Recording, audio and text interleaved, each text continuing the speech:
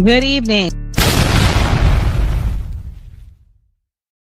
With no facts, and to be clear, I'm not calling for the overthrow of a government. You put out a newsletter attacking Donald Trump and calling him complicit. Never attacked Donald Trump. Yes, you have. And by the way, I campaigned for Donald Trump. Okay, yes. And this is after anti-Semitism, this is the last refuge. You're an anti-Semite and you hate Trump. Okay, I love Trump. I will read. You put out a whole newsletter saying Trump has abandoned America first. And here's what Trump said in response. Well, considering that I'm the one that developed America first, and considering that the term wasn't used until I came along, I think I'm the one who decides that. For those people who say they want peace, you can't have peace if Iran has a nuclear weapon. So for all of those wonderful people who don't want to do anything about Iran having a nuclear weapon, that's not peace. That was directed at you. Man, you got me. Busted. No, I'm just saying. Look, my views. Look, I like Trump. I campaigned for Trump. I know Trump. I talked to him last night. I'm not against Trump, and you know that. But you're against his foreign policy. I think that we should be very careful about entering into more foreign wars that don't help us when our country is dying. When you say our don't country help is us, dying.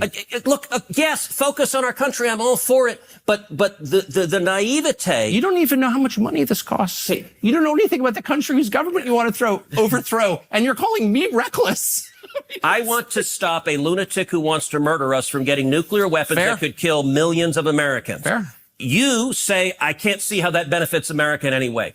That is bizarre. And by the way, bizarre. Isolationism, your foreign policy is the foreign policy of Jimmy Carter and Barack Obama. Oh, absolutely. And it doesn't work. Yeah, I'm a big leftist.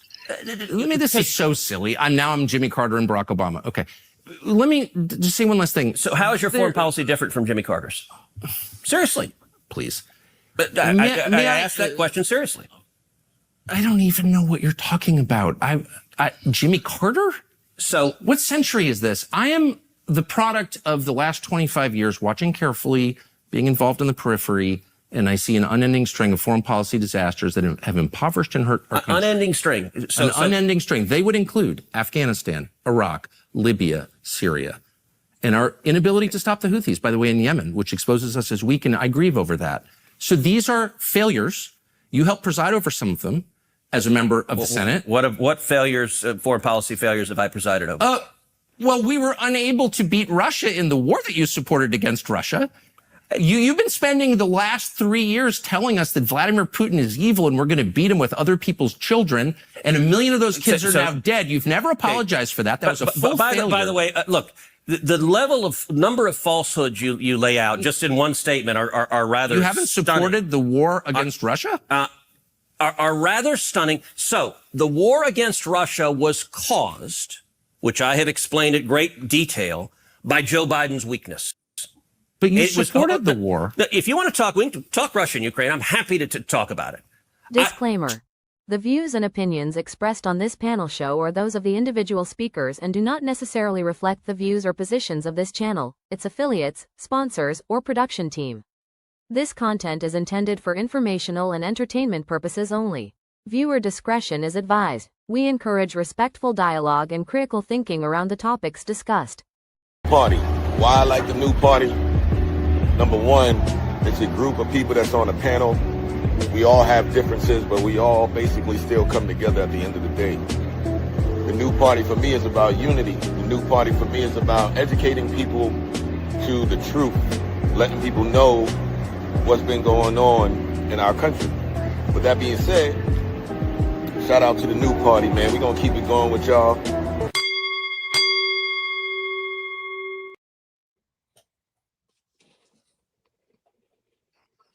To God be all the glory. Welcome to the new party. This is Nora Christine.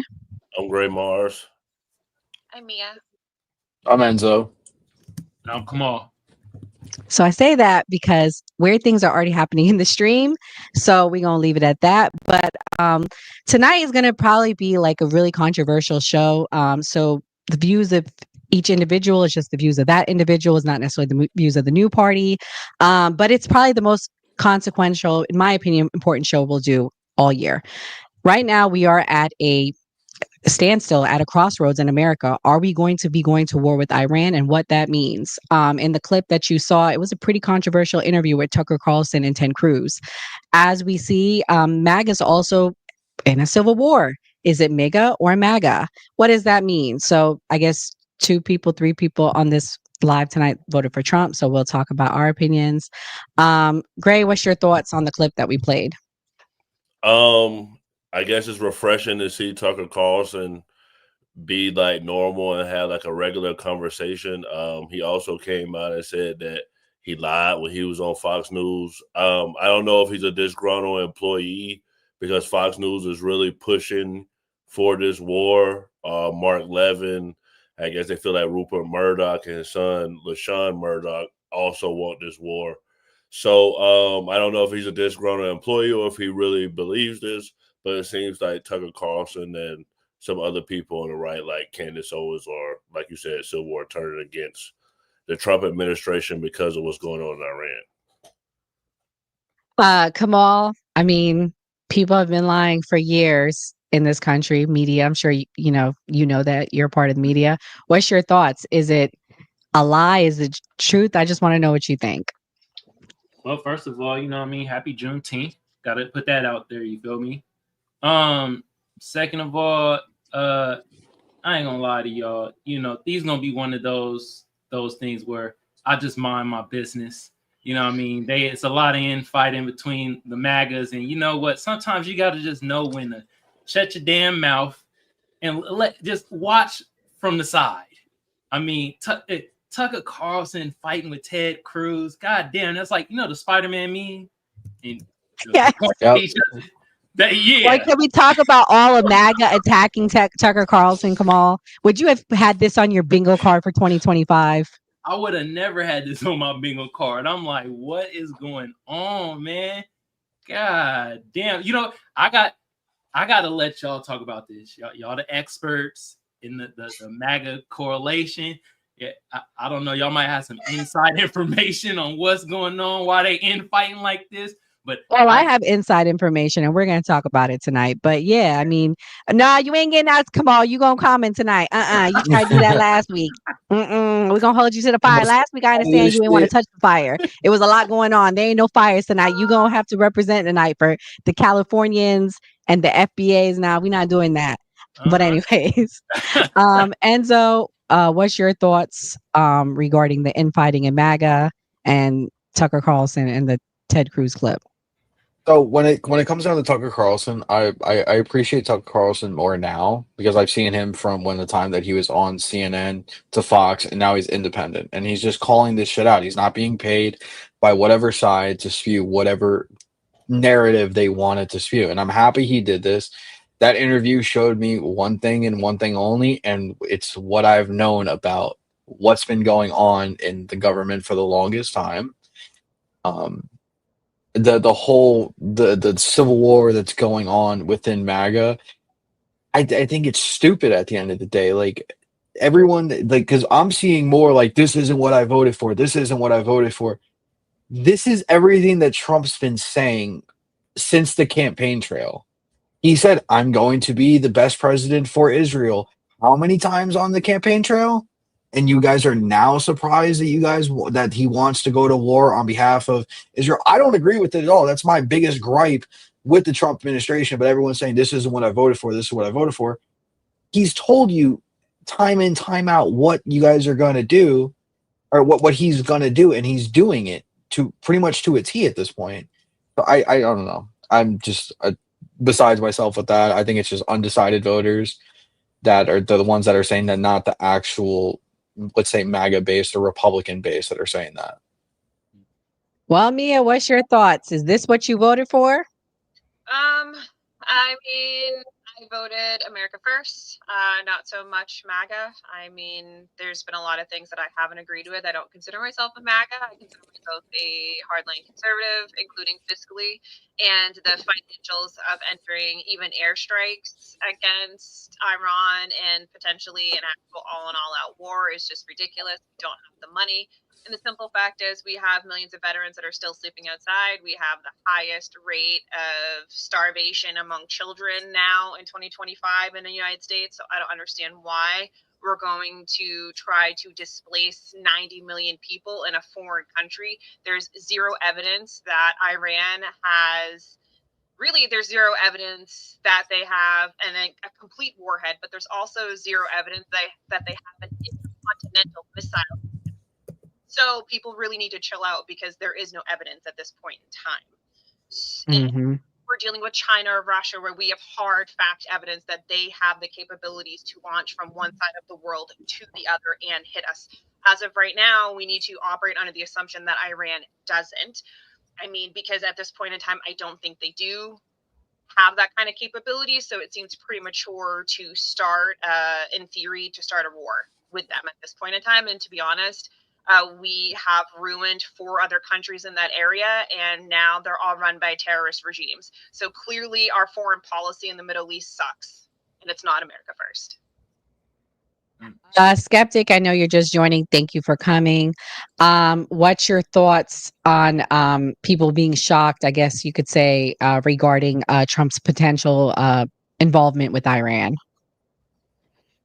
I mean, I feel like Trump is failing at his promise that he said he was going to be a peacetime president. So to me, that is another thing that he's failing at. And I also think that we have to look at what the interest is because, you know, I know we're going to talk about this, but there are Republican senators that are basically letting us know that they have funding from AIPAC. And I think that they want regime change that is not going to be accomplished easily. They're going to have to basically enter this war and, you know, be in conflict for a long period of time in order to change the regime. Also, I don't understand why America is supposed to be putting America first, but now we're fighting some foreign countries' war for them.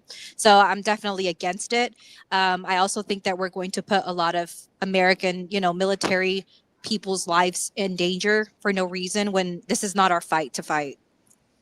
Okay, so you're making this a left versus right issue. The reality is majority of these people are funded by AIPAC. Not just the right, not just the left. It's majority on both sides. That's the hard reality that we're going to talk about tonight. I mean, it's not a right thing. It's not a left thing. They're all funded by AIPAC. 90%, I think, are funded by AIPAC in some way, shape, or form. And we could pull up the list if we need to. So that's the first thing. This is a bipartisan issue. It's not a nonpartisan issue, I should say. It's not bipartisan. So to sit there and say that, I don't think is fair because that's the reality. We can pull up the list. Also, we're going to play this clip. You know, Ted Cruz is a proponent of this. He's supporting us going in. But the reality is he knows nothing about Iran. So let's watch this clip. By the way, I don't know the population. At all? No, I don't know the population. You don't know the population of the country you seek to topple? How many people live in Iran? 92 million. Okay. Yeah. How could you not know that? I don't sit around memorizing population tables. Well, it's kind of relevant because you're calling for the overthrow of the government. Why is it relevant whether it's, it's 90 million or 80 million or 100 million? Why is that relevant? Because if you don't know anything about the country... I didn't say I don't know anything about Okay, what's the ethnic mix of Iran? They are Persians and predominantly Shia. Okay, this is cute. It's not even. You don't know anything about Iran. So okay, actually, I am not the Tucker Carlson expert on Iran. You're a senator who's calling for the overthrow of the government. You're the one who don't know anything about the country. No, you don't know anything about the country. You're the one who claims they're not trying to murder Donald Trump. You're the one who can't figure out if it was a good idea to kill General Soleimani, and you said it was bad. You don't believe they're trying to murder Trump? Yes, I do. Because you're not calling for military strikes against them in retaliation. And if you really believe that... We're carrying out military strikes today. You said Israel was. Right, with our help. I said we. Israel is leading them, but we're supporting them. Well, you're breaking news here because the U.S. government last night denied, the National Security Council spokesman Alex Pfeiffer denied on behalf of Trump that we were acting on Israel's behalf in any offensive capacity. No, we're not bombing them. Israel's bombing them. You just said we were. We are supporting Israel. High stakes. You're a senator. If you're saying the United States government is at war with Iran right now, people are listening. Okay. So tonight we're going to learn about Iran's history, but before that, Gray, what's your thoughts on the fact that he knew nothing about Iran or very little? It's not surprising, especially because Trump ran on like a populist agenda, and I feel like Trump's biggest weakness is foreign policy. So I mean, I'm not expecting like a lot of senators that's just talking about what's going on in the U.S. to know a lot about foreign policy. If you look at JFK when they went into Vietnam, I don't know if it was the Secretary of Defense or if it was Secretary of State. He had the CEO of Ford tell him like what to do in Vietnam. So this is what happens when people say, "Oh, I want a business person," rather than a person that understands geopolitics. I agree. I definitely understand what you're saying. You know, you have to be well-rounded. I don't think geopolitics is some of their strong suits, but if you're asking to go invade these people, you should know about them, because the reality is once we invade them, there are going to be effects of it. And Mia talked about it. Mia, what's your thoughts in regards to him knowing nothing? I think it just goes to prove that money talks and the rest walks. So when AIPAC pays over 361 congressional members on both sides, $53 million worth of support. So like I said, they are legitimately paying Democrats and Republicans to have this hardline view of anything that's good for Israel, you know, good for the goose is good for the gander. So anything that's good for Israel is essentially good for us. And Ted Cruz has absolutely just proved that. He knows nothing about Iran, clearly has no idea how they're going to topple this regime and then replace it, because you can't topple a regime and not us physically be there, because we've seen what happened in Afghanistan when, you know, what is it, the Biden administration pulled out and now terrorists run it. So it's just a long-term thing. You can't just topple a regime and be like, oh, good luck to ya. So it just goes to show how deep Israel's pockets are, because now we have people supporting the potential murder of 92 million ethnically diverse individuals, and they have no idea who they are. Yeah, I mean, and also in Syria, terrorists run that, and they killed thousands and thousands of Christians, I should say. One of the first Christians in the world were in Syria, and they killed them. They killed a group of them. Skeptic, what's your thoughts about him not knowing anything about history? I'm honestly not surprised. Like when I look at a lot of these senators that are conservative, they tend to be very ignorant, and they just care about, you know, how they're being, you know, the people that are paying into their campaigns. They'll run, like I want to say that Carolyn Levitt also had ran and just kept the money. And in reality, they don't care about the politics and pushing it forward. I do think that this is a left and right issue, because I think that the left has openly spoken against Israel and the support for Israel, especially in Gaza. So I think that I don't hear enough right-leaning influencers or people that, you know, run in those circles speaking out against it. So I'm glad that, you know, Tucker Carlson is kind of paving the way for this. I think that I should hear more of this, because in reality, a conservative president is in office, and he has caused us to basically enter this conflict with Israel and Iran. Okay, so right people have been speaking out, and they've been getting their asses wrung out online. Raise your hand if you've heard it, because we've been speaking out. Us on this panel, we've been getting our asses handed to us. We have been speaking out. I've been speaking out since January, and I've been told I don't know what I'm saying. So that you having that rhetoric, skeptic, is, I'm gonna be real with you, is not good, because we've been getting dragged. I heard people screaming about immigration. I haven't heard any conservative influencers on TikTok even talk about this. Honestly, this topic is mostly talked about on the left-leaning part, which I hear a lot of people speaking against Israel. So I definitely would see the majority, like I said, on this panel, people can say that, but I'm saying a representation over the majority is not there. Maybe Here's not the on issue TikTok, with but it, you need to get right? off TikTok. You need to go on X, because on X they've been speaking out, and they've been losing thousands upon thousands upon thousands of followers. Most people are not on the right. Sorry, Enzo. Last thing is not on TikTok. Sorry. They're on X because of how TikTok treats them. But go ahead, Enzo. No, it was a delay. That's why it said that. Yeah. With TikTok, anybody on the conservative side is at risk, literally just for getting banned. Like I get banned pretty much every single week. Right.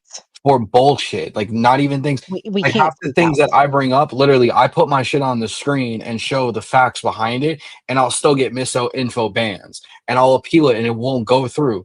Like we're at risk already for speaking our minds and showing the real facts out there.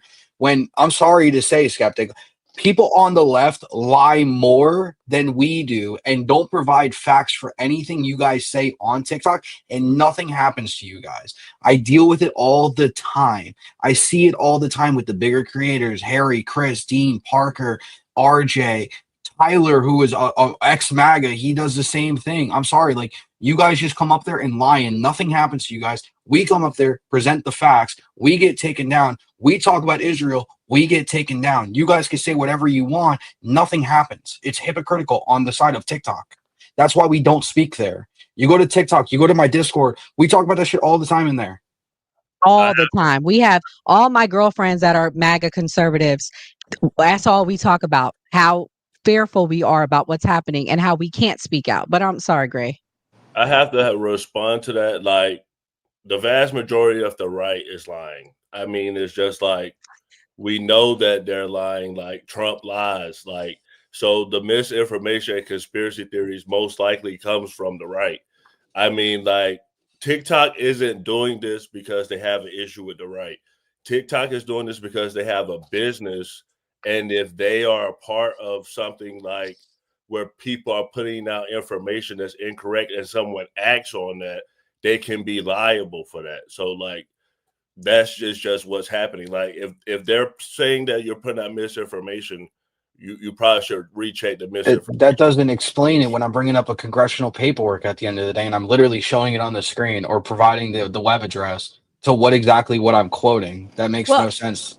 All I'm saying is that when the immigration topic came into question and everyone was like, it was 90% of politicians, like political TikTok, that was speaking on immigration. But now that we have this conflict in the Middle East, the only people that I see in big numbers are leftists that are talking about this. I feel like the conservatives that were running up and down when it came to immigration are now kind of quiet from my perspective, being that they were so loud whenever we were talking about immigration. Everyone had something to say about it, but now there's something to be said. And I do agree that it should be bipartisan, and I'm not hearing the voice as loud as I'm hearing it on the left. That's what I'm saying. Well, you need to go get off TikTok because Candace Owens, Nick Fuentes, what's that dude? The Hodge twins? The list is endless, Skeptic. The list is endless, and they're getting dragged, and they're being told that they are not real MAGA, that they are not real Trump supporters, and they need to go sit down and shut up. Okay, so people have been speaking out. I'm saying as a collective, whenever I was talking to conservatives because I run on the TikTok platform, all conservatives were saying the same thing. Now that I'm talking to conservatives, there's a split between those that actually are still on the Trump train and those that are saying we are against this. And the voices of those that are saying they are still with this, to me, is louder than those that were screaming at the top of their lungs when they were anti-immigration. That's what I'm saying. You want to know why? Yeah, because we are anti-immigration, and we're not changing that. You could be anti-immigration and anti-going into war, where American lives will be lost. You're conflating the two, and that's not fair. I'm serious. Like, it's nothing to do with immigration. Can I say like I was going to say, Skeptic. Oh, yeah, I'm sorry. Yeah. I was just going to say, I've never screened. Okay. She lost signal. She lost signal. She's back. I'm like, oh, man, like, damn. But I wanted to read something. So you can go to AIPAC, .org or whatever, and 96% of AIPAC endorsed candidates won their general election in 2024, strengthening support for Israel in Congress. I repeat, 96% of AIPAC endorsed candidates, doesn't matter on the right or left, won their general election in 2024. That's crazy. So these people are basically 10 for 10 when they endorse you. So if you take an endorsement from AIPAC, odds are you're gonna win. 96% of their candidates won. And everybody needs to let this stew on that. That's crazy talk. Crazy work. I'm going to kick her from the studio. That won't affect it, right? Because she just wrote, okay, wait, she's back. Hold on. She's back. My bad. Because she's sorry. I don't know why my connection. Yeah, we're on base, and like my connection is really terrible on here for some reason. I don't know. My carrier, I guess, doesn't like the base. Yeah. And I mean, Skeptic, speaking of base, there's conservatives saying don't go serve in this war to people serving in the military right now. Like, Had I known you were going in this direction, I could get those clips, Skeptic. I did not think we were going to have to go here, but I can get you those clips. Just going to take time. But we're going to move on to the history. Oh, I'm sorry. Enzo, did you want to add anything? Or Enzo and Kamal? Kamal, I know Oh you said you yeah. don't really. My bad, Kamal. Like I was gonna say with your TikTok, I've seen your TikToks. I'm like, it goes for me too on my lives. We like you're getting the bottom of the barrel people that are coming up there that probably have 3 teeth in their head that voted for Trump because illegals were taking their jobs. That's why you're not hearing all of this. They believe everything Trump says and they think Trump is God. Those are the people that you're basing this off of. Real conservatives, real Republicans are the ones who are speaking out about this. And every time that we do, we get censored for it, or we get or banned, or whatever it is. That's why you're not seeing it on your lives. Well, I True. follow because I go on like other conservative people's lives because I like to argue with people. And I will say I haven't, like, they're still talking about the same old topics. And I feel like, I don't know, but that's just my perspective because I do think this is a bipartisan issue. And I said this on my live the other day. This is not Nonpartisan. a one-sided issue. Yeah, this is this should be all of us, all Americans not wanting agree. this to happen. And I was telling everyone, this should be the time where we come together and we actually speak against something that's literally wrong for everyone, including those of our family members that are in military. Go read the Agreed. chat.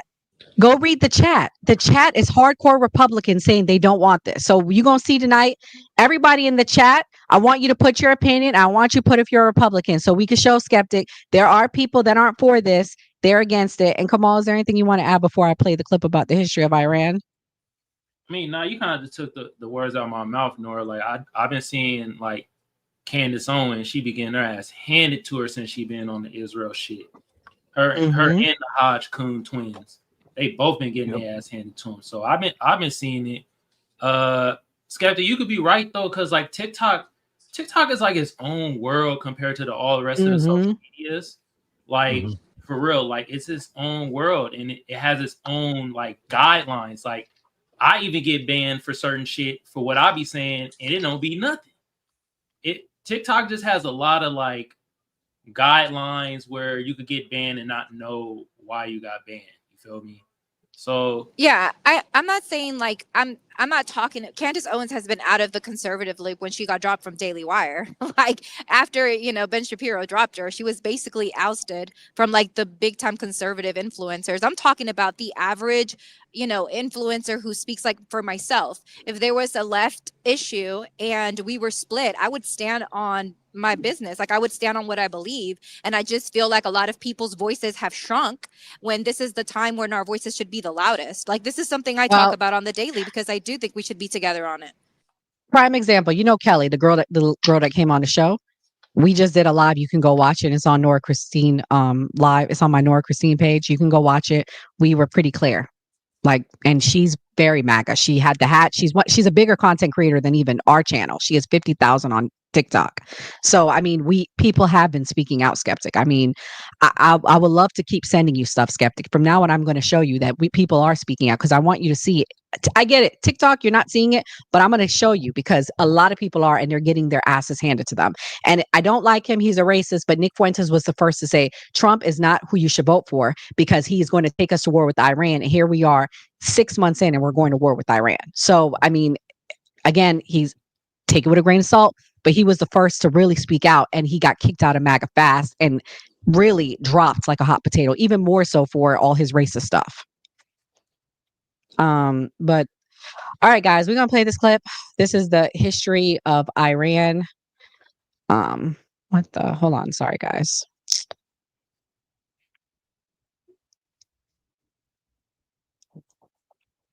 To meet citizens' expectations of a better quality of life. Many Iranians are unhappy with foreign occupation and poverty, and even after the British and Soviet troops leave in 1946, that its oil reserves are controlled by foreign oil companies who don't share revenue fairly. Many of the Shah's critics want to use oil revenue to restore Iran's full sovereignty and modernize the country, and they're true owners. Iran's oil is now under its control, but Mossadegh has made many enemies. The Shah's supporters, landowners, and religious conservatives feel he's too radical, Today is upset that the USSR has not been involved and has the support of many intellectuals and some army officers. The Islamic extremists even tried to assassinate Mossadegh since he won't introduce Sharia law. The economy also suffers since there are not enough trained Iranians to run the oil wells. Oil production falls from 241 million barrels in 1951 to just 10 million in 1952, with a corresponding and catastrophic drop in state revenue. And opposition leader Winston Churchill even suggests a coup. London does pressure the Shah to get rid of Mossadegh and appoint a more compliant prime minister, and British MI6 agents secretly support anti-government protests, although the Foreign Office sees a danger in half measures. Until we made it perfectly plain that we see no possibility of reaching an agreement with Dr. Mossadegh, the growing opposition to him will be unwilling to commit themselves to the point of bringing about his overthrow.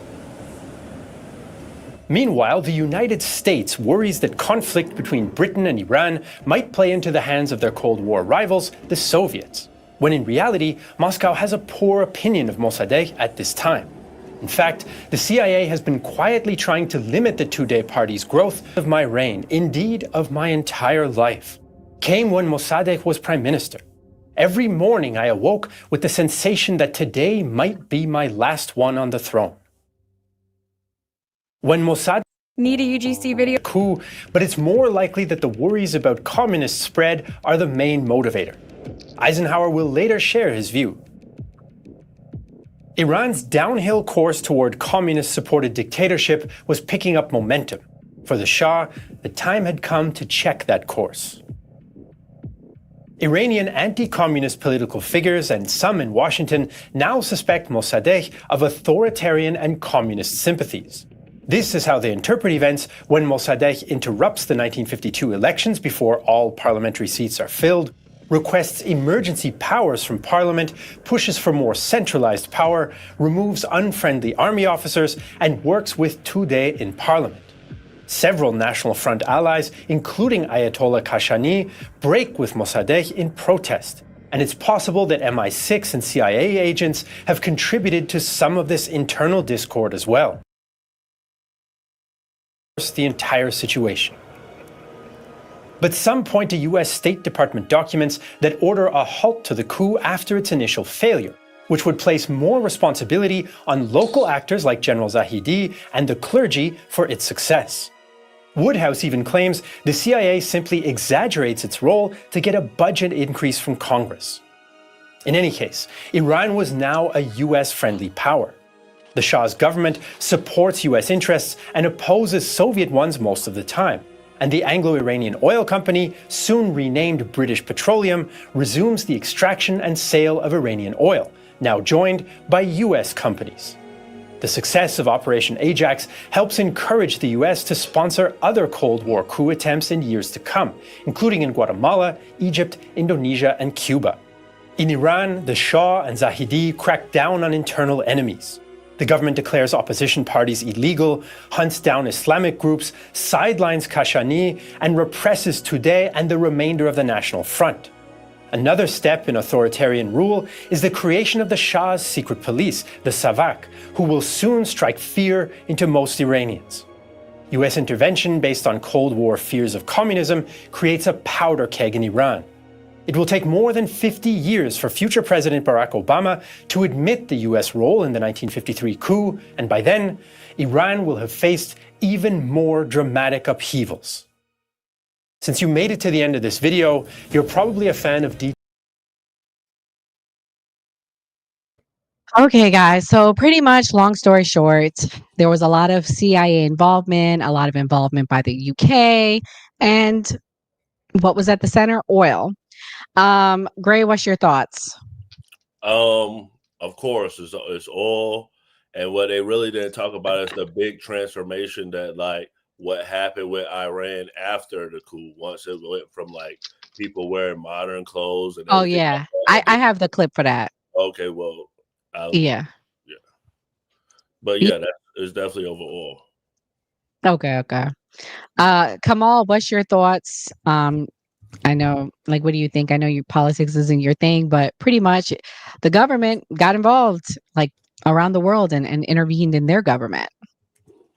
I mean, I ain't surprised. Sound like what the government trying to do. Shit, it sound like a money play to me. They trying to get to the oil. Sound like a money play. I ain't surprised. And then the CIA made some fake stuff to big their budget up. Damn. That they were like, hey, we gonna need some more money. They're like, why? Don't worry about it. We just need it.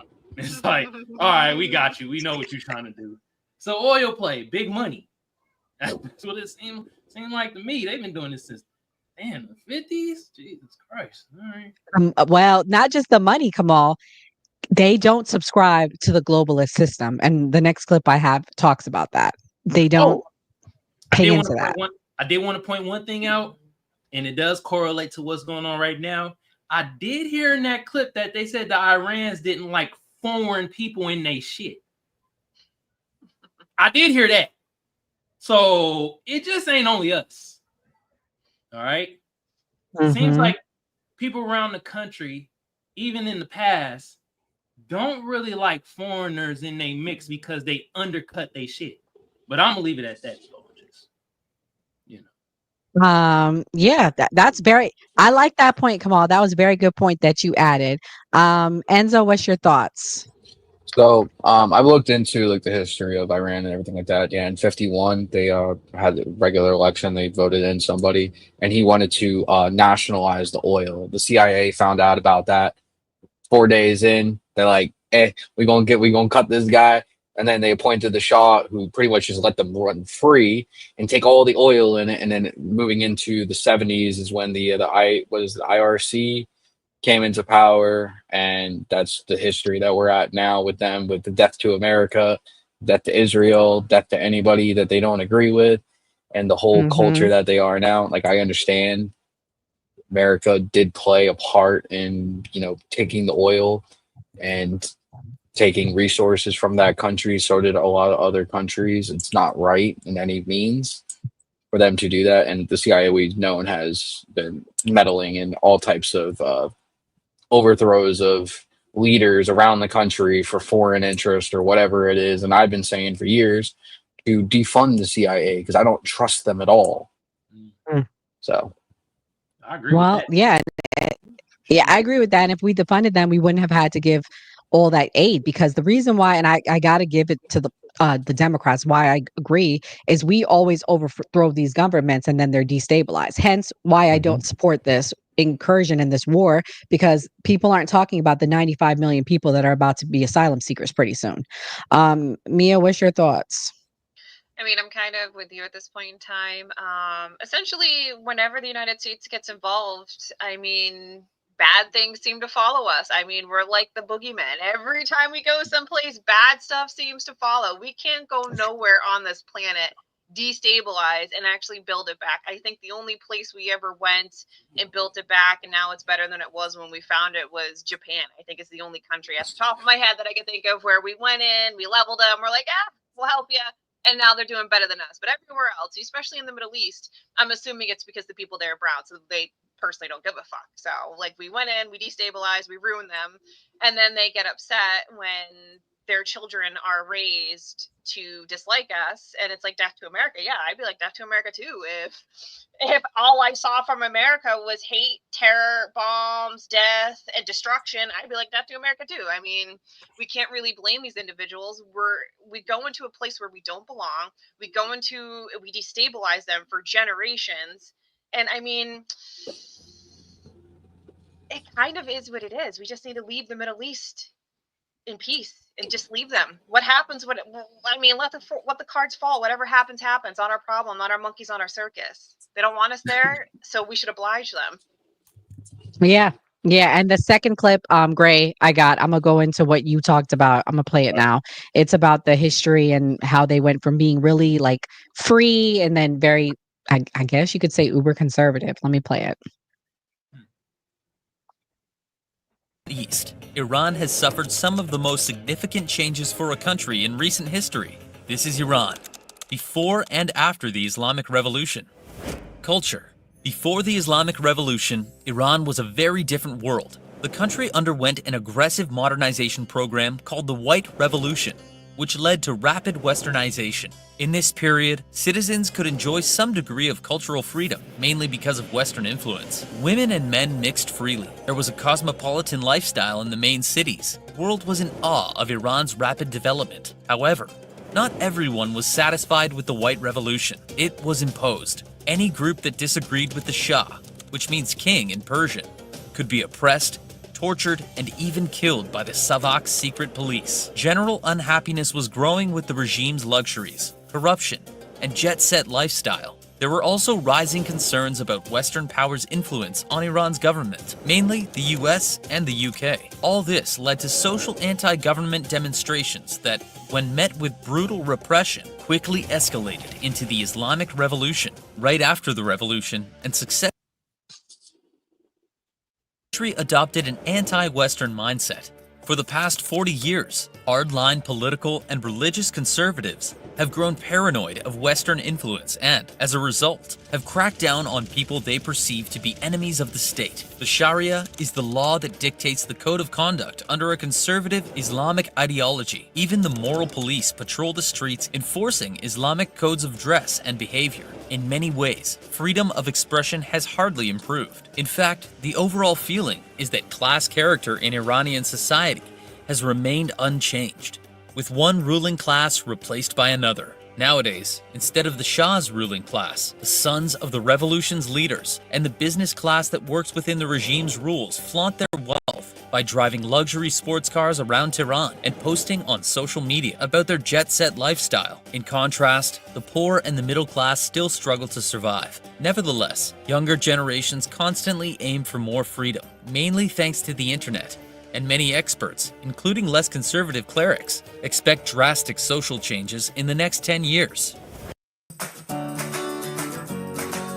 Rights have been severely restricted compared to those in most developed nations. They change according to the form of government ruling the country, and mandates for women's rights have affected a broad range of issues, from dress codes to voting rights. For many centuries, women were isolated. They weren't engaged in politics, and their economic contribution was limited to household work. The economy was one of the main factors that ignited the Islamic Revolution, and essential services, such as electricity and clean water, to the countryside.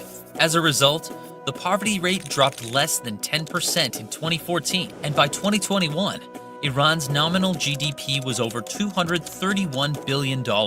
Iran's economy has become more diversified as well. According to the central bank, in 2022, the country's GDP is composed of 50% services, 32% of industry and mining, 13% of agriculture, and only 5% of oil. However, despite its small size, oil remains a critical source of foreign exchange and government revenue. The anti-Western mindset can be evidenced in the impact on Iran's top commercial allies. In 2019, its top trading partners were China, the United Arab Emirates, India, Turkey, and Brazil. Even though the economy has managed to grow, Iran's currency has plummeted since the revolution. In June 2022, for example, $1 US was equal to 42,456 Iranian rials. Of course, we can't ignore the US sanctions. However, according to Tehran's Alameh Tabatabai University economists, only 15% of Iran's economic problems can be attributed to them. Experts suggest that state domination of the commanding areas of the economy, such as the oil and gas sectors, large industries, and the banking system, discourages private investment, affecting the country's performance. Even though the gap between urban and rural areas has closed significantly, there's a strong public perception of high income inequality that, along with the country's incapacity to absorb the hundreds of thousands of university graduates, has produced a middle-class poor social class. Moreover, according to the 2016 census for men and women between 25 and 29, unemployment rates are at 34.6% and 45.7% respectively. High unemployment rates for educated youth suggest deeper problems with the Islamic Republic's economic growth model. Okay, well, now we know about the history, so we can now say if we want to invade or not. Gray, as somebody that served in Iraq and was around the Iraqi people, do you think that the Iranians want this? No. I mean, I don't think that they want to go to war with Israel. it was mainly what Palestine was dealing with Israel, and you didn't see any Muslim countries like come and back them up when all of this was going on. Do they have a major issue with Israel? Of course, religious beliefs as well as how territorial beliefs. So I don't think that they wanted this at all. But what I was going to say is that with religion, because it was talking about the economy, like the Middle East made like calculus and all types of like big major leaps in science, and religion is what has slowed them down. So like when you're dealing with capitalist countries, you're not going to get investments and things like that because your government is based on religion. True. Very true. Skeptic, what's your thoughts? Do you think the Iranians want us to come help? So like from the places where I've been at, where I've heard Iranians speaking, I don't necessarily believe that the majority of Iranians were pro IRGC, right? Which was the regime that was in, has the control over the government right now, per se. But I think that, I don't know that it's America's responsibility to come in and invade to then overtake a regime. Like, that's where my stance is. I can't speak for the Iranian people. From what I understand, they weren't happy with the, those that were leading the IRGC. So I'm not going to say like that they were happy with that regime per se, but I just don't know that it's America's place to come in and take the responsibility of putting our military men, in danger for something that really doesn't benefit us. Mia, what's your thoughts? The United States, I feel like a broken record, has never done a regime change successfully. So why should we start a fifth regime change in the last 60 years when all the other 4 times we've gone in have been extremely unsuccessful? We can't do it. It's never happened in the history of the United States. Have we ever done a regime change and had it actually work out for the American people or for the people that we are allegedly saving? This reminds me of 1999 weapons of mass destruction-esque, where they're lying to us about what's going on and they're trying to pull at our heartstrings and say these people are oppressed and da-da-da-da-da. I can't speak for Iranians. I don't actually personally know any of them. I mean, maybe they are, but this just feels like they're lying to us to get our sympathy, so we agree to a war that we don't actually need, that's not going to benefit us or them. So I'm not Iranian. I necessarily can't speak for them, but I want to point out, like, to give a fair, balanced conversation, women are oppressed in Iran. And to answer, someone said in the chat they're not required. They are. Women are legally required to wear a hijab in Iran. Women have been beat up and killed for not wearing hijabs. Women are also forced to get married at 9 years old. As young as 9 years old, I should say, not necessarily 9. But so to be clear, there are 2 kinds of Muslims. There's Shia Muslims and there's Sunni Muslims. These are Shia Muslims. These are the kind of Muslims that they don't care to live. They're martyrs. They value being a martyr. They value loss of their life. They will do anything to destroy their enemy, including death to themselves. So to be clear, this is who they are. And I've always stood on this. You can ask Gray. I'll be honest with you, I was pro-Israel at one point because I know these are the kind of Muslims that they're fighting against. And I don't stand for them because my family that are Muslims don't stand for this. They are anti this because this is not how you progress as a nation, unfortunately. This is what they are. Now, do they want us to invade? I don't know, but that's not our job. I'm going to be clear on that. That's not America's job. But women are extremely suppressed. And there was a clip, I want Kamal's take on it when I play it next, basically saying that life for some people in this country is better than life here. I'll play it. But Kamal, what's your thoughts? Well, I actually wanted to ask y'all a question because when I was looking at the clip, I didn't see what was the year, the pinpoint of the year of like before they were saying before the white revolution or whatever they called it, in the year after. I was confused. I think it was 79. 79, yeah. I think 79, yeah. I think that's 79 when the IRGC came into control. Okay, yeah. And that's when everything flipped when they started. Okay, yeah, and Nora, you right. Like I done seen clips on Twitter where, some unspeakable things was happening to women over there in them countries. You feel me? I ain't even gonna say it because you might get demonetized. Hell, you might get a strike. The stuff that is happening over there. You feel me? Like, Yeah, and I'm gonna just keep saying it. Look, it's all the money play is for the oil. It's for the oil. Mm-hmm. That's all I'm seeing. It's just, But I will bring this up one more time. It seems like other areas don't like foreigners mixing in with their stuff. That's what I keep seeing. Each time. They got to delineate. Kamal, they got to delineate. They showing us. You're And like, funny. look, we You're over funny. here, we getting criticized for illegal immigrants. They over there like, look, we don't want, even if y'all legal over here, we don't want no foreigners over here. Y'all gonna have to abide by the rules. So I'm just saying, that's what I'm seeing. Enzo, what's your thoughts on that? That's a good point that Kamal made. He's not wrong at all. They don't want other people getting involved in their business and everything like that. But I will speak to what you were saying. I'm on the fence about this entire conflict with the United States getting in it. I don't think there's a credible threat of them having nuclear capabilities, because Netanyahu's been saying since 92 that they're 2 weeks away, 2 weeks away, 2 weeks away. That's all I keep hearing. 92, 03, 2011, 2015. And now again, the only thing that Israel got better at was illustrations. That's it. Like they said in the video that we played the other day. That was it. But the way that they do treat women over there, the way that they do treat gay people over there, they literally, if you're gay, they will throw you off a roof. That's what they'll do to you. They're the only country in the world that will execute children. Like, I'm sorry, like, I'm just gonna call it how I see it. They're animals over there in the way that they're governing. I'm sorry to say it like that, but that's wrong. Like, for a developed nation in the world to do stuff like that, again, that's just an American speaking about it. That's their laws, whatever. I don't agree with that.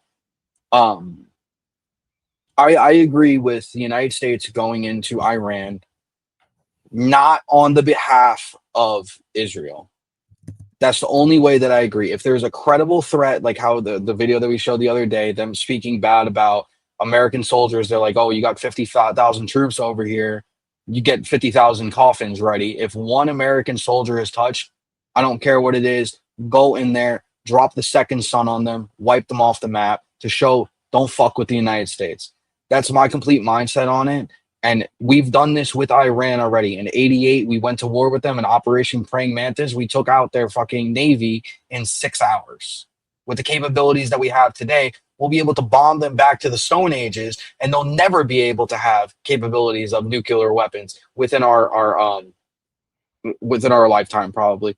And at that point, don't do a regime change. Let them choose who they want to put into power, because they're a country that harbors terrorists too. That's another thing you guys got to look at with this country.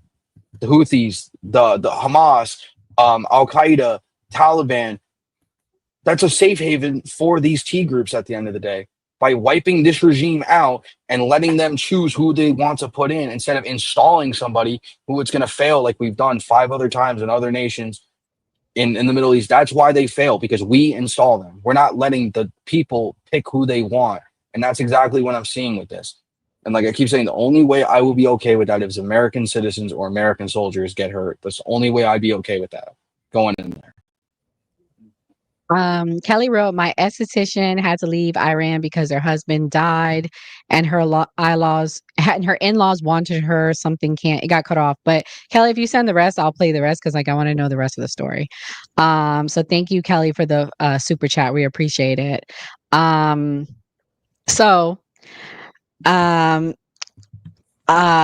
you so much for your comment, Shadrach. That was really sweet. Wow, that was nice what he said to you, Gray. I want to play this clip, and I want Kamal to comment on it. Whoopi Goldberg said some shit this week that I just don't know what time she's on.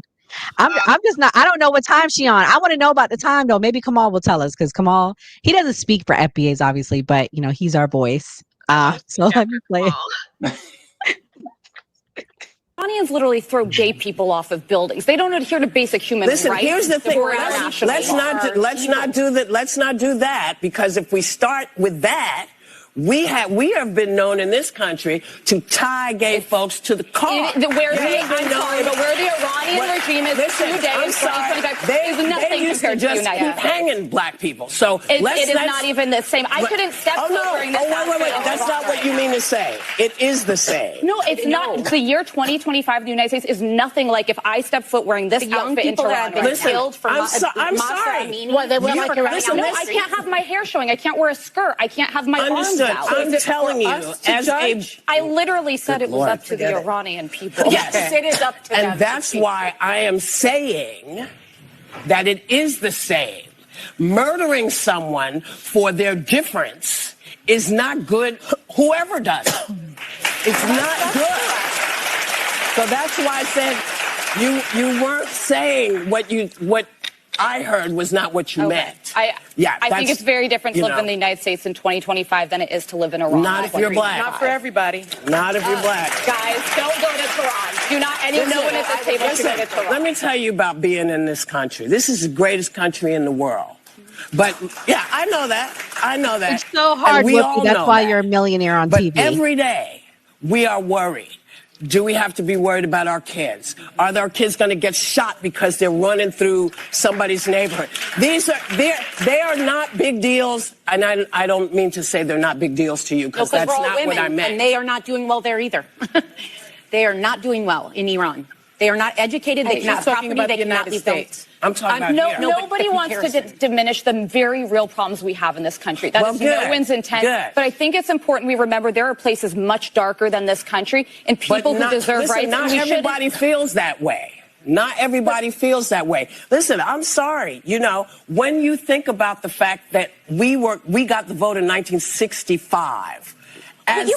Okay, they don't have free and fair elections in Iran. It's not even the same universe.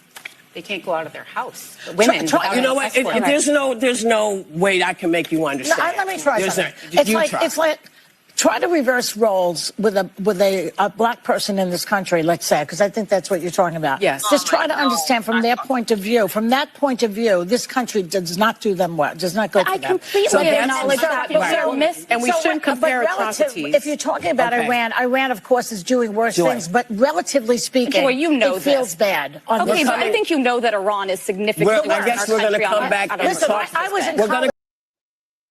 Okay, guys, before Kamal speaks, I got to do a commercial break.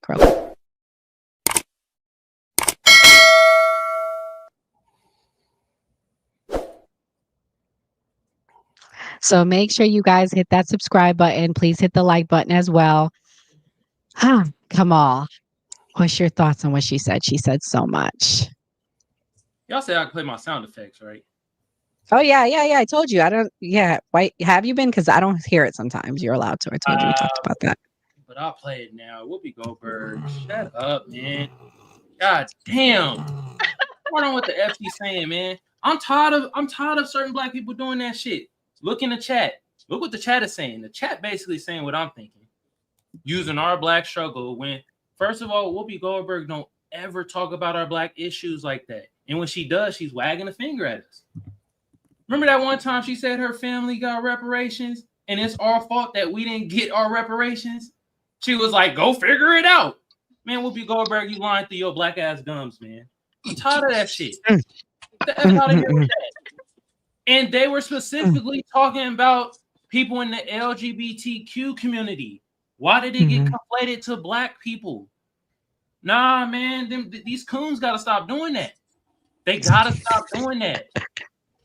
Stick to the topic at hand. It was talking about the gay community and how Iran treated the gay community over there compared to how the gay community getting treated over in the States. Whoopi Goldberg want to open her stupid ass mouth and start conflating the shit with the black people here couldn't vote till 1972. No, black people could vote once. When could they vote? Was it 1800s, right? Because I didn't know that. Kelly taught me that. I'm gonna be honest with you, because I always thought that black people didn't get the right to vote to the 1960s, and I didn't know that black people had the right to vote since Reconstruction era. What was like the 1800s or something? I know that we fought for our goddamn freedom. I know we were able, able to vote, even though they still suppressing stuff. But yeah, it's like I don't like that shit when it's like we weren't even in a conversation of the black struggle and black issues or anything racial, and Whoopi Goldberg wants to bring it to racial to prove her point, which then she kind of debunked her own point, and it's like she's just saying dumb shit. Oops. Like I don't like 1868. What did I say? 1865. No. It was 1870, February 3rd, with the 15th Amendment. There it goes, 1870. I'll close. I looked it up. All close, but yeah, but hundreds of years ago, or over 150 years ago, because Whoopi's saying so. Kamal, as a Black American today, do you feel what Whoopi described? I mean, she's comparing it to the struggles of the women in Iran. Do you think it's the same? And if you do, that's okay. But I just want to know. I mean, look, when it comes to that regard, she got a point. The stuff that was happening to us during slavery, and then during, you know what I mean, certain parts of Jim Crow and things in that nature. Yeah, that shit was happening. But I'm just more at a point, I don't want to hear no black person that ain't fighting for us goddamn Black Americans at every moment use this shit when it's convenient. I don't want to hear that shit. She's just using the shit when it's convenient. And she's not really fighting for our black issues. Every time we talk about black issues, from anti-black hate crime bill to reparations, cash to be exact, you feel me?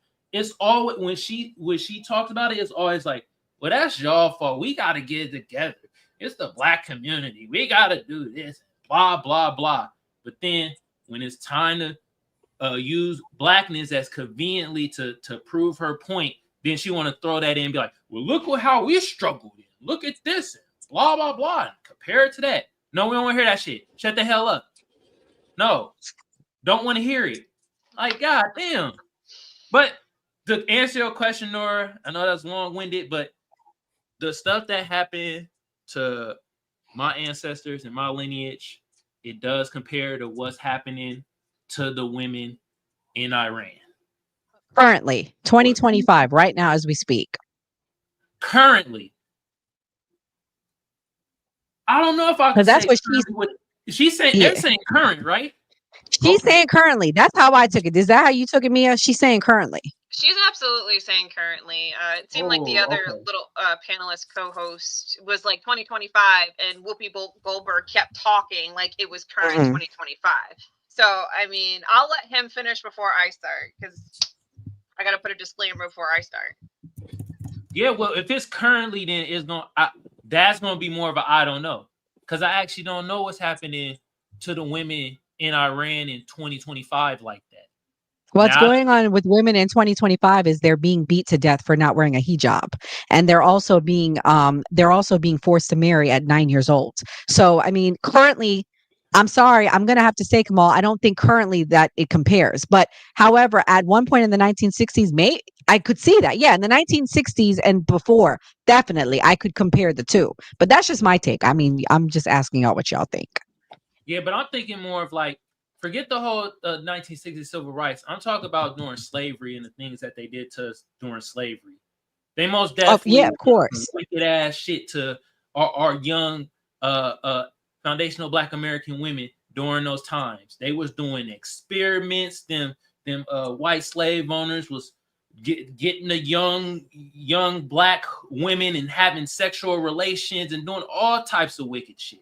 You feel me? So during that time, I could see it similar to what's happening to women in Iran. I won't say the 60s during the civil rights, even though wicked shit was going on. But during slavery, for goddamn show. You know what I mean? Yeah. Mia, what's your thoughts? Currently, is it happening now? Can you compare? So I want to do a disclaimer. This is what I'm going to say. It's not the opinion of the new party. It has nothing to do with them. And I'm going to disclaimer this because I'm sure I'm going to offend a motherfucker. So first and foremost, Whoopi, if you hear this, you are a disingenuous, arrogant, fat piece of shit and nobody likes you. Secondly, to be so crazy as to in 2025, the majority of Black Americans are born without a father listed on the birth certificate, and these women are being stoned to death. Right then and there. Like, we're talking about a country where women can't even leave their house half the time. They can't drive. They can't get education. They're being forced to marry at 9 years old. They're being stoned to death. There's lashings. To sit there as a multi-millionaire on a syndicated TV show, getting your makeup done, living bougie ass lifestyle in Miami and like Malibu and Miami, and you're going to sit there and try to compare 2025 when we have OnlyFans and all this stuff that Black Americans participate every single day on Instagram, and you're going to sit there and diminish what those poor Iranian women are going through. You're a fat piece of shit and you're disingenuous, and I'll land there.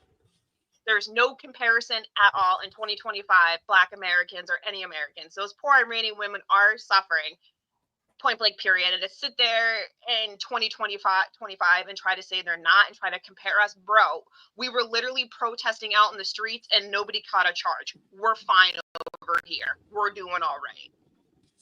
Damn, they coming for you, Mia. Gray Mars, my FBA brother, we celebrated Juneteenth and had our own little cookout today. Do you compare it to right now? What's your thoughts?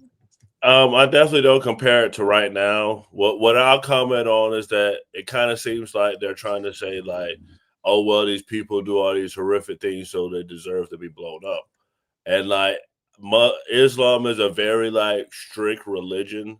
So I feel like they're very conservative. So they do go to extremes. I've been around people who are Muslim and like once it hits 5 o'clock, they're going to go pray. It doesn't matter what's going on. So people that's that disciplined in their religion, I'm not shocked that they do like these extreme things that would seem distasteful, but you are allowed to delete your wife if she does any type of infidelity over there. But I definitely don't think it's any comparison. Yeah. Wait, hold on. So she was really comparing what? Yes. Yes. Yes. Okay, so you see why I'm confused? Because I'm like, to me, it makes more sense that like, okay, she's comparing to right. Yeah. God damn. I mean, hey, the finish. Listen, 2024 was disastrous for certain folk in this country, okay? It was an eye-opening wake-up call, and people are grasping at straws. I'm not trying to make this a bipartisan issue, but you know what I'm saying? These people are on the payroll. I hate to say it. And this is what they want to do is sow division and fire people up. But that's just me. But Skeptic, what do you think? You think it's currently still happening? I did want to say that although Black Americans were given the right to vote, Jim Crow laws and a lot of like traveling and having to go to a certain place to vote took away from the ability for the Black community to vote. So until like 1965, where they got rid of Jim Crow laws and made it illegal to stop someone, a person of color, from voting, it then instituted the actual right to vote. So I just wanted to like throw that in there. And I want to say to my Muslims brothers and sisters, I don't believe that all people that are Islam or Muslim are violent per se. I think that Muslims is the second biggest religion in the world. So I think that it speaks to how peaceful Muslims can be, because I think that a lot of the time we try and push this idea of like Muslims being violent when the reality, like, you know, there's a lot of Muslims, there's millions of Muslims, and that doesn't necessarily mean they're violent. However, I do think that they're behind on rights to women, and there was an Iranian lady that was unalived by the police because she would not wear her hijab. So I don't obviously like, I think that women should be given rights and should be treated equally, but I cannot conflate that to the struggle that the Black community was put through in America. Like, I don't know why people always want to compare whatever struggle they have to the Black community. I think it's very disingenuous, and I think it takes away from like the actual atrocity that was caused here in America. So I don't know, you know, to conflate the two, I think is like you're overreaching. But I do think that, you know, Muslim women are being treated unfairly in Iran. Yeah, and I think that was poor choice of Whoopi, in my opinion, because basically it's gonna make people say like where here we go again. You know what I mean? Like it's going to minimize the issue. Enzo, what's your thoughts? I mean, I thought it was just very disingenuous on Whoopi's part to compare what's going on in 2025 in America to what's going on in Iran, because it's not even close. Like I said, I spoke about it before. I mentioned the whole LGBT plus, anyone who's gay, they get thrown off roofs and unalived over there. Children can just be unalived for whatever reason. I mean, there's nothing to compare, and her just comparisons to the black struggle, everything. I think it's, like I said, just disingenuous all around the board on that. Yeah, so we're gonna bring it back to the topic at hand. Skeptic, you said the right ain't calling to set you out. I got a clip I want to play for you. I was taught from the Bible, those who bless Israel will be blessed, and those who curse Israel will be cursed. And from my perspective, I want to be on the blessing side of things. Of those who bless the government of Israel? Those who bless Israel is what it says. It doesn't say the government of it, says the nation of Israel. So that's in the Bible. As a Christian, I believe that. Where is that? I can find it to you. I don't have the scripture off the tip of my. You pull out the phone and use the. It's in Genesis, but so you're quoting a Bible phrase. You don't have context for it. And you don't know where in the Bible it is, but that's like your theology. I'm confused. What does that even mean? Tucker, I'm a Christian. I want to know what you're talking about. Okay. Where does my support for Israel come from? Number one, because biblically we're commanded to support Israel. But number two, hold on. I'm not holding on. Hold on. You're a senator, and now you're throwing out theology, and I am a Christian, and I am allowed to weigh in on this. We are commanded as Christians to support the government of Israel? We are commanded to support Israel. And what does that mean, Israel? We're told those who bless Israel will be blessed. But hold on, define Israel. This is important. Are you kidding? This is a majority Christian country. Define Israel? Do you not know what Israel is? That would be the country you've asked like 49 questions about. So that's what Genesis, that's what God is talking about. The nation of Israel, yes. And so is that the current borders, the current leadership? He's talking about the political entity called Israel? He's talking about the nation of Israel. Yeah, nations exist, and he's discussing a nation. A nation was the people of Israel. Is the nation They're the descendants God's of referring Abraham. to in Genesis, is that the same as the country run by Benjamin Netanyahu right now? Yes. It is. And I'm really happy he said that, because when you hear it, you realize how ridiculous it sounds. Even if you're not following the theology, if you don't identify as a Christian, you realize that you have a senator that is sitting across saying that his number one reason, he didn't say one of the reasons, he said my number one reason that I support Israel is because the Bible commands me to do so. And just so you know, the Bible does not command, and this is what Tucker Carlson is getting to in that clip, it absolutely does not command you to support the modern state of Israel. Like Genesis is pointing to the modern 1948 created state of Israel, and you must support it, despite the fact that it is very much involved in what can only be described as demonic behavior since its creation, right? And so you're going to ignore every other biblical passage. You're going to misinterpret this one. It's a dispensationalist heresy. Dispensationalist heresy, which was factually funded by the World Zionist Congress. And we can do another episode on that as I present to you guys all of the evidence that. All right. Skeptic, my sister in Christ. What you think about what she said and about what he said? Should we support them for religious reasons? Like, what's your thoughts? I think that Zionism isn't rooted in religion, but I think that the majority of people that are Zionists are actually using secular, arguments to basically make their point, but they manipulate religion and Judaism or Christianity, because if you even go back down to what Christianity is, Christianity broke off of Judaism because it went contrary to the actual, the Torah. Like Christianity is a reform of Judaism. So I think that Zionists are manipulating people that are Christians, and I don't think that Christians catch the drift because they're so enthralled with this thing to say that we cannot even question why we are sending billions of dollars to Israel, but we have to just support them because the Bible says that, when the Bible actually doesn't say that. And actually we are a reform part of Judaism. And I did want to say, Candace Owens is number one, has been outed by the conservative movement. She was fired by, Ben Shapiro and the Daily Wire. So I'm saying the average person that I hear, the person that hosts lives that sit there and say, why didn't you vote for Trump? Why are you still a Democrat? All these people that sit there with these panels that have been screaming at the top of their lungs to boot the immigrants out of here are the same ones that are now really quiet. I hear crickets when the left is screaming, why are we supporting Israel? That's what I was saying.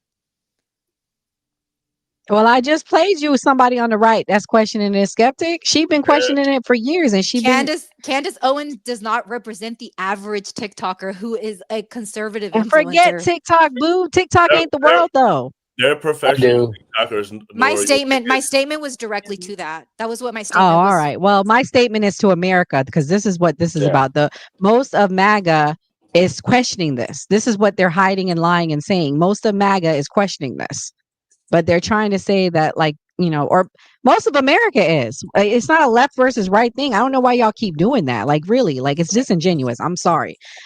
For me, it is, and you can ask Enzo and Mia. I've been saying that we need to stop making a left versus right thing. But anyways, the reason why it's a left and right thing is because the left has been, for the majority, called anti-S. That they're all anti-S and that they're obsessed with, you know, going against Israel, and the right has always taken up and allied themselves with Israel. So that's why that you can see a difference in it. If you meet a leftist or you see a Democrat, more than likely, if you ask them on the topic of Israel, they're going to tell you that they disagree with us just sending money and asking no questions. Like, on the average, that is true. Skeptic, I will say this, on the new party TikTok, a lot of right-wing people who stuff, because of course Nora's on there, so there's a lot of right-wing people. I have seen a lot of them say they don't agree with what's going on in Iran. Not necessarily on live, but like the regular like video. But yeah, I go think the lives that I see, like, that I've been going into that are literally on this 24/7 that continue to make this a topic, like they won't let this go and continue to like give people information, to me are left leaning. So I feel like, why aren't more conservative voices speaking out? Because you're following our conservative people, right? So if you host a live saying this, like, you are reaching to your following and empowering them to disagree with what the status quo is, which is the majority. Like, if Trump does something, the majority of those that follow Trump are going to agree with him. And Trump is allied himself with Israel and pushing forward that we should come into this conflict. So, like I was gonna say, there's plenty of bigger TikTokers on TikTok, like the older millennial. He's being outed by everybody on the right now for speaking out against Israel, and he's one of the biggest ones on the right side. Like I said, I'm on TikTok every single day. People bring that up to me about what's going on with Israel, Palestine, Israel, Iran. Since the beginning, I've never been for either side. When it came to Israel, Palestine, I really didn't care. I always said, I don't understand why we didn't care. Nora and Mia, thank you guys, showed me pretty much everything that I need to know about that conflict and what's going on, what's really going on. And I've been speaking about Israel, speaking out against Israel for months now, since February, pretty much, or no, I'm sorry, March, when I pretty much came onto the Green Party. Since then, when it just really comes down to like this whole entire thing, it's not a right versus left thing. We need to stop making it a right versus left thing. Anybody who would have came into power, if Kamala would have came into office, I can guarantee you right now, we would probably still be in the same situation we are in right now, if not worse, because she just would have let Netanyahu take her and do whatever they wanted. To be honest with you, she's not as strong as Trump. I can tell you that straight up. At least Trump is fighting back against this. And there's been plenty of reports that have came out. When Trump first heard about this preemptive strike on Israel, he cut ties with Netanyahu, fired Michael Walls, and questioned everybody in his staff for leaking things and intelligence to Israel. He didn't green light this attack. He's been trying to have peace deals with Iran to de-escalate this entire situation. So I don't really think that the Trump administration is just running amok and letting Israel go and do exactly what they want. And I don't think it's going to come down to going into Iran on behalf of Israel. And if they do, then I would significantly disagree, because it'd be an 0-3 all over again, because there's no real reason to be there. So I will say Obama had the JCPOA, which is the Iran deal that was put in place, and Trump got rid of the deal in 2018 and also said that Obama was going to lead us into a war with Iran. Can I finish my statement? Trump also said that Obama was going to put us into a war with Iran because he wasn't good at negotiating deals. And now he's asking Iran to come to the table. And when he's asked, have you spoken to anyone from Iran? Have you spoken to, he's like, I'm not going to call them. I have no need to call them. Also, when the attack was made from Israel, they used a lot of our American, weaponry, or from what I understand. So, Marco Rubio came out and said, we had no information. We were not involved. And then Trump came back and said, actually, we approved it. He literally said we approved it. So to say that we had no idea from the American standpoint, to me, is one that's untrue. I don't think that you can make that, with all of the information that we have and actual statements from Trump. We have I have a video of Tulsi, what's her name? Tulsi Gabbard. She was basically under oath, and they asked her, do you think that Iran has nuclear deals? This was in March of 2025. And she said, no, we do not believe that they have the capability to have nuclear weapons as of now. That was in March. That was literally like a couple months ago. So I think that. So what I'm saying is that you're conflating these things. You're muddying the water to not make it clear cut. This administration has not done a good job of maneuvering. You cut out, Skeptic. Great,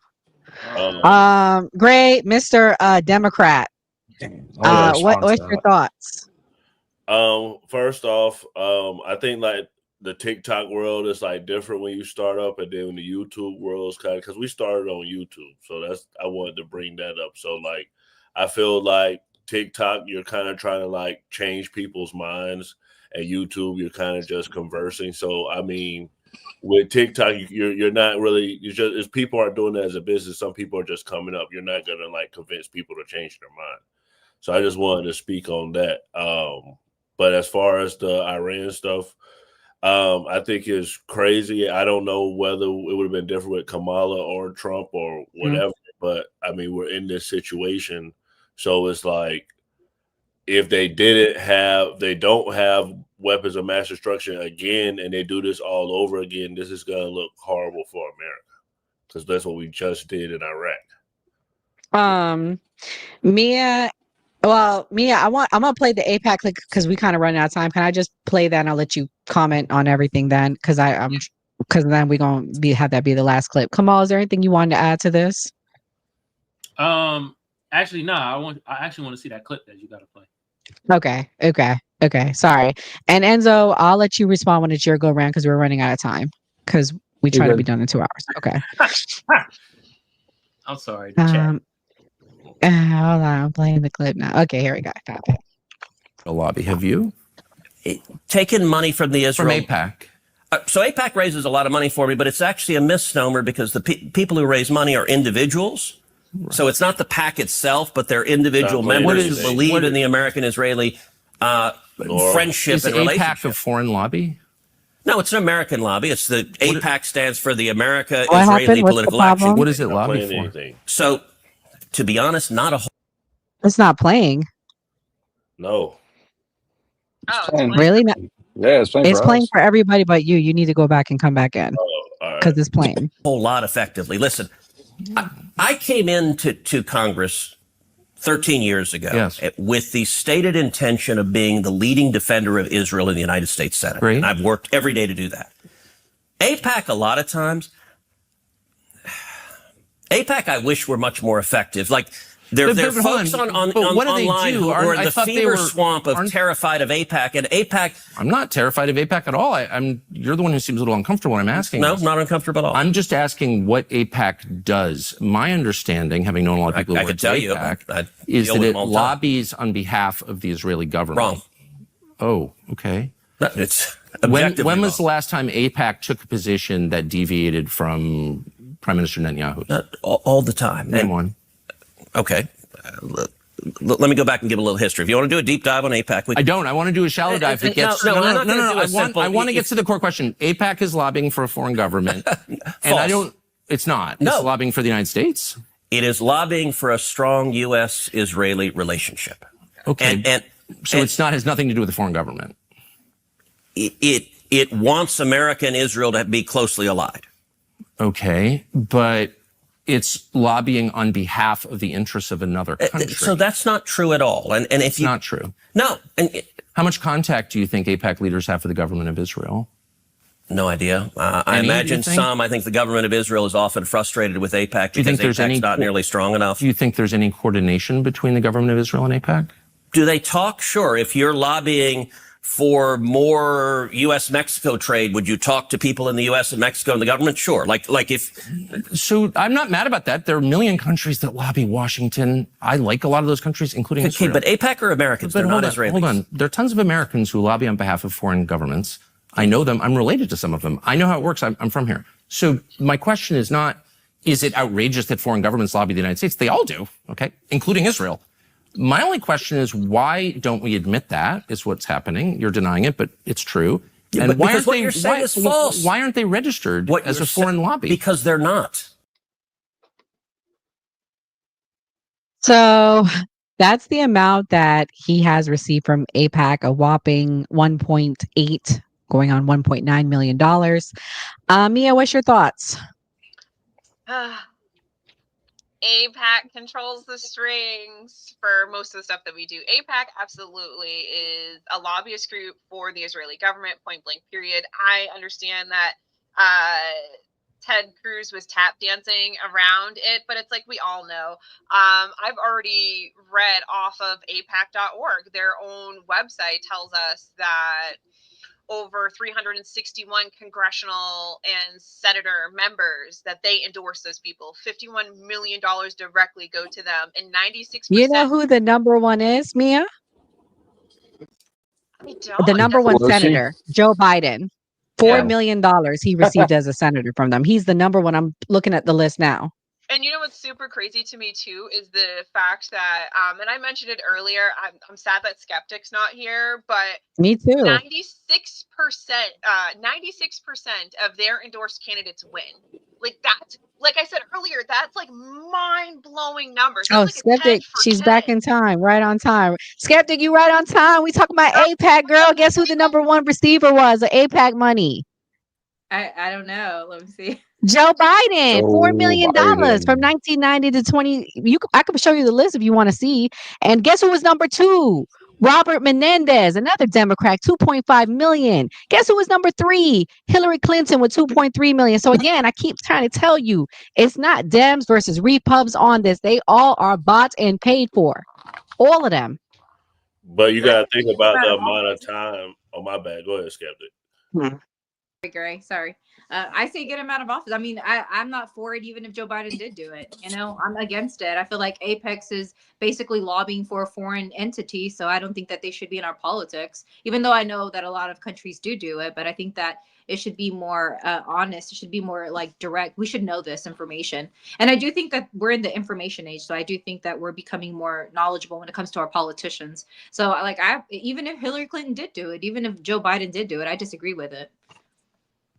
I was going to say that's another argument for term limits, because is that one piece or was that like over a lifetime? That was over 20 something his lifetime. I could share the screen. I would like you guys to see, so you see I'm not making this up. Not that you guys don't believe me, but I would like you to see it. I'd like you to see all the Democrats at the top of the list. And that to me is not, I'm not trying to argue that Democrats are good or bad for this reason. I'm just trying to show y'all that it's not a partisan issue. It's a bipartisan issue in the sense of the amount of money that's been given to them by this organization. Can I read a quote real quick from the New York Times that they put out in June 20th, 2024? So AIPAC unleashes a record $14.5 million bid to defeat a critic of Israel. Just think, they are willing to spend over $14 million to fight to get their candidate in office. That's wild work. $14 million from one lobbyist group. Yeah, and they give to both sides, which is the craziest part. And they have 5 million members in the United States. That's a substantial amount. AIPAC has 5 million members. Legitimately, that's more population that we have in AIPAC than a lot of countries have as a population, for Christ's sake, are members of AIPAC. For sure. Was that your last clip, Nora? Yeah, we can end because I know everybody's tired. We could start. Enzo and Kamal, is there anything you want to add? I guess AIPAC running the government. Goddamn. Ted Cruz out here saying that they need to be more effective. I guess he won another million. I guess. There is one more clip I would like to play, which is one more. And then we could do our closing thoughts and just do that. Because it has to do with the whole AIPAC thing. Please, I have to play it. I promise it's the last one. Intelligence with us? Oh, probably not, but they share a lot. We don't share all of our intelligence with them, but we share a lot. It's a close alliance. Do they spy domestically in the United States? Oh, they probably do, and we do as well. And friends and allies spy on each other. And I assume all of our allies spy on us. And that's okay with you? You know what? One of the things about being a conservative is that you're not naive and utopian. You don't think humans are all. Part of the reason socialism doesn't work is the mantra from each according to his abilities to each according to his needs doesn't work. As a conservative, I assume people act in their rational self-interest. So it's conservative to pay people to spy on you? It's conservative to recognize that human beings act in their own self-interest, and every one of our friends spies on us. And I'm not. Do you like it? That's my question. I'm not asking whether they have motive to do it. Of course they do. I understand that. And by the way, I'm not mad at them. But you're an American lawmaker, so I just want to know. Hold on. I want to know your attitude. Yeah. You said that your guiding principle, in fact, the only principle, the only criterion. I said guiding, the overwhelming. I wouldn't say only. Is it in America's interest? Is it in America's interest for Israel to spy on us, including on the president? It is in America's interest to be closely allied with Israel because we get huge benefits for it. And you want to see the clearest. But I just want to stop on this fine for a second. That it takes place, as you know, and including on the president of the United States and several precedents. And I just want to know if that's okay and why is it okay? Wouldn't an American lawmaker say to a client state, you're not allowed to spy on us? I'm sorry. I know why you want to. I'm not mad at you, but you're not allowed to. Sure. And I don't care for it. I don't want to be spied on by you. It's kind of weird not to say that, but you don't seem able to say that.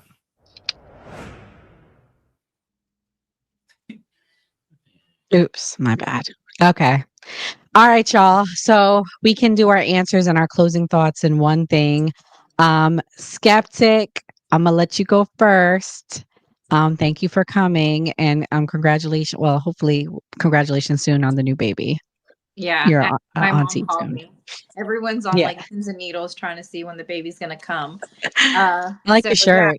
Happy Juneteenth, everyone. Happy Juneteenth. Yeah, we're glad for freedom, and I think that we need more unity. And for my Islamic brothers and sisters, we fika barak Allah, and you guys have a good night, good weekend.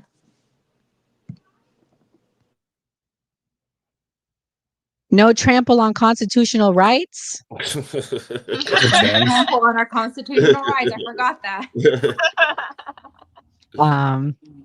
Kamal, thank you for coming. What's your thoughts on that last clip? And you can do your closing thoughts as well. Well, my thoughts on that last clip is Ted Cruz is like, look, we benefited from Israel, and we know what that means. That means he getting that cha-ching. He did complain, though. He made it seem like, look, they ain't doing enough. I need another 500K, all right? But also another thing, does Ted Cruz know anything? God damn. He's the most non-knowingest senator. Good Lord, he didn't know nothing. And getting cooked by Tucker Carlson. Oh, my goodness, man. That is a disgrace. Because let me tell you, Tucker Carlson, Jesus Christ. But anyway, happy Juneteenth to my foundational Black Americans. You feel me? Shout out to, Black people on code. The minuscule allies that we do have out there. You feel me? Juneteenth is a celebration of where we fought for our goddamn freedom. Not how some of y'all are saying that, oh, it's Abraham Lincoln that freed the flag. No, the Union was getting their ass whooped by the Confederates. And they was like, we need some help. So they called on us, and we came in and started whooping ass. And that's what Juneteenth is about. We fought for our freedom, and we actually freed ourselves in 1863. Somehow we didn't get everybody didn't get the news till 1865. Go figure. But